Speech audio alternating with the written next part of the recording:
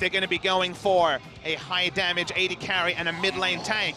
It's going to be a first round Alistair coming through from the Afrika Freaks. They are very much reaching for their support picks. It's another playmaker though for TuSin. It makes sense. The playmaker for TuSin, the initiator, the one he got the super flashy play, the engage onto death in Game 3 when they won in the semifinals. You ban out the Tom Kent to allow that pick to come in so early. You secure it away from King Zone. Certainly some playmaking has to come out of TuSin when you prioritize the Alistair this early. Even though the Sion pick was confident, you can see the players taking a lot of time to decide. And again, King Zone are ignoring what got them here and going for something new. They are sticking with the Kai'Sa priority. It's going to be the Morgana support coming through from Gorilla. A lot of Gorilla's standard is taken away, and he doesn't seem to want to Braum into the side of Afrika Freaks, so Braum falls through picks and bans a second time. Remember that Afrika drew a Trundle ban in game number 1 after they banned Nidalee on blue side.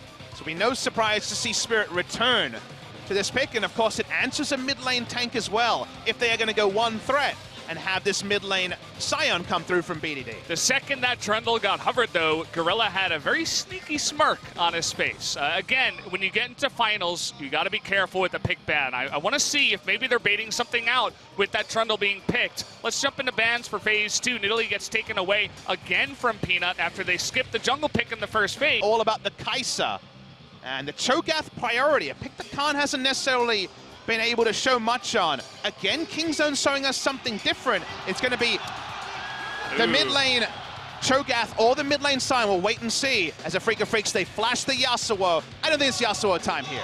Lots of Yasuo flashing. Someone call the police. But the stadium getting really, really hyped every time it gets flashed. Don't think we're going to see it. Of course, the Rise being hovered here. Is it going to stay on the Rise? Into it, no, gets switched up right at the last second into Galio. So Galio versus Sion in the mid lane. Could also be Cho'Gath mid lane because Feast actually can make him pretty accountable in a 1v1 laning matchup. But given what they've played this season, you are expecting BDD to be on the mid lane. Sion, it does allow them very fast roam as well. What if the Banner of Command is going to be out early in this game as well? Super heavy emphasis on tanks, super heavy emphasis on AD carry play. When 20 seconds rolls around, we will know if it's mid lane Sion or mid lane Cho'Gath. We're getting very close, 2 seconds left. Let's see what they decide on. Okay, the Cho'Gath is going to stay up in the top lane. Very interesting drafts coming into this one. I wasn't expecting us to go back into the super macro-y, you know, all the tanks in the front line with some hyper carries, 1 damage threats here, but certainly has changed. Things certainly can get weird once you do get into finals. There's the flash, but the engage comes in from Kai'Sa. First blood from Peanut. He is going to lock it down. Kramer, bit of a mistake staying way too long in that lane. Will give up the first blood. Even though they knew about it, even though they suspected it, I'm sure it was pinged out by TuSin as he backed. They took the risk anyway. Peanut hits everything, and Trundle, even with the early invade and the early rotation, couldn't be there fast enough. Big kill for the side of King Zone. First blood in this game could snowball so much as Spirit just wants to interrupt the backs. Certainly is going to be so important. You want to be proactive when you're getting 2 similar compositions, just like you were talking about before. Whoever gets the advantage and gets ahead is going to be very happy in this type of game. Let's take a look at the replay. Pray knows that there's the ability to go in here, and Peanut waits his moment. We know with Alistair gone, Kramer had a very heavy expectation that Peanut would be there. Peanut doesn't blow the ultimate until it's guaranteed. The flash timing from Kramer is actually really woeful. He had a lot of here trying to steal some Raptors. We talk about min-maxing. Is he going to go down here, though? Very, very tanky. There's the stun into the Maokai ultimate. The pillar eventually going to come down. Forces that flash in, but the flash now from Spirit trying to do that damage. He's losing tankiness. Down he goes. Now the Galio going to follow up onto BDD. Looks like they're not going to bite off more than they can chew. Here comes Gorilla with the first roam. Also has Prey. This is about to turn into a 4v3. And now getting stunned up is Crow. Launching in is Prey. That is going to be a dead Galio. In the end, kill goes to Gorilla, and now they will have the advantage in the mid lane push. May have to trade mid lane top for bot lane top, but you take that any day of the week, making the Galio accountable. The ability to use the killer instinct off of your melee champions and also hard CC to come in so big in that regard, as Pray could actually close and do damage. You will always have a roam advantage as the Kai'Sa over the Varus. They're going to back away and try and take a Drake here, you would imagine as well, an Infernal Firstborn for KingZone. Afrika looking proactive in game one. This time, KingZone getting the early lead and being very proactive. The early roam from Pray and Gorilla, getting there before Tucson and Kramer, right in the front. Able to follow up, get the mid lane, first blood turret, and then the Infernal Drake. KingZone, very strong early game after the way they played things. Looking good in game number 2. It's pretty much the converse of game number 1, where they didn't have control of bot lane, didn't have first rotation. We mentioned this is World of Tanks, and in World of Tanks, in League of Legends, I guess this time, what we're watching here is 3 is better than 2. There is no damage between the 3, but they make Khan accountable. They take him out. They also have the Galio ultimate. But Varus stays in bot lane, the roam comes through, and the Kai'Sa's the big reason they can win this fight. You notice the plasma is applied by the teammates before Kai'Sa can get there. She can gap close, she has the Rage Blade. They get the answering kill and the first brick in the mid lane.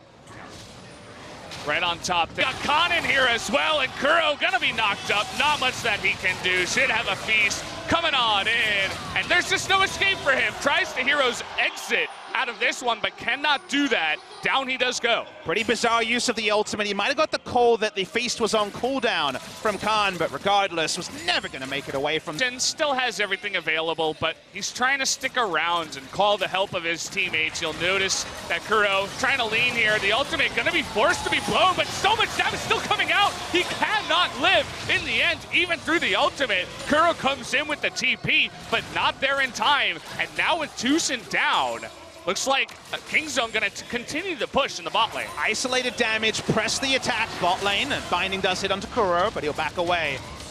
Oh, there's the charge on in, and Spirit just runs into it. No surviving for him. No way to get out of that one. You notice that Kuro is trying to save the turret, but now with this taunt down, they're going to be getting onto him. Everything going wrong for Afrika. KingZone rolling through them right now. It takes so long for the Galio to die, but they finally do it in the end. Pray going to secure another kill off the back of that turret. And this was the sort of performance they were looking for with their game 1 draft. Couldn't happen. They reassess, they go back to something that has worked, which is BDD on this mid lane Scion, and they don't need Kog'Maw anymore. The Kai'Sa is making mincemeat out of the front line. Kramer doesn't have enough damage yet to actually get going and even get Rage Blade stacks to get zoned out on the back end. KingZone this time have the priority, and KingZone are ruling the mid game of game number 2. So you think, hey, I'm an Alistair, I got my ultimate, I should survive, but it's just enough damage that comes out of the 4 of them. It's 4 members, and you're not even level 11 yet. You got to be careful with that. Gets killed under turret, and then the rest of Afrika stay. Galio pressed the attack pretty high in this particular game because he will be able to apply it to so many members. The Hurricane probably going to come out as well. And then, honestly, Spirit thinks he's sidestepping this Trundle, isn't. And that was very, very poor on the back end to snowball even further forward KingZone Dragon X. It's just one unfortunate play into another. KingZone saying, this is our turret. Give instantly, Pray will win the fight.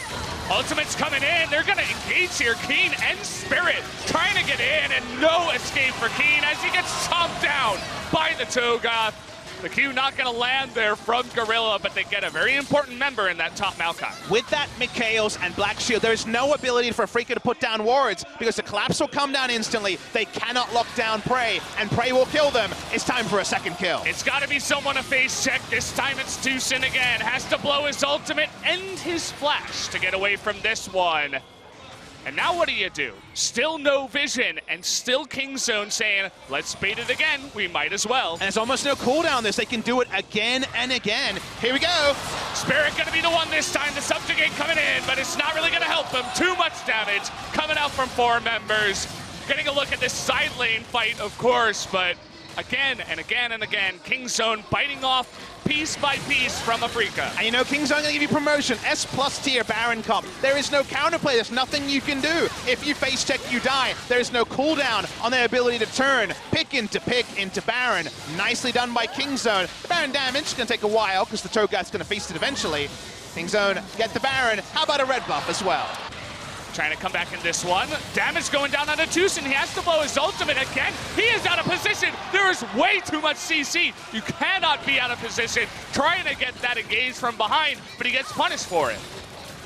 So much damage on Pray, 2 levels above Kramer, superior damage build. Bot lane setting up so many ganks onto Kramer. Some mistakes from Afrika as well, maybe getting a little bit overconfident after their win. We'll see if they can hold off the push. Not looking likely. Keen taking a damage, but in the back line, we do have Pray taking it. They are going to go onto Gorilla, actually, not Pray. He's on the right side doing that damage. Khan getting low, though. Kramer having a lot of room to do the damage. There's the pillar onto the Cho'Gath, but it's not enough. Finally, they take him out. The engage from Tucson. He gets onto him, but Pray dodging everything on the right side. Does he have enough damage to take everyone out, though? He is going to get locked down, and Kramer finally, still going! Not enough. Pray is going to survive. The pillar not going to help him. A triple kill, a quadra kill almost comes in. It's a double for the Sejuani. Pina takes it, and Pray, in the end of it, a very close fight, especially with the huge lead Kingzone had, and they finally win it. They're going to win the game as well. That's why they priority pick the Kaise, skips around, nothing that can be done. He falls low, but they keep the trust in Pray.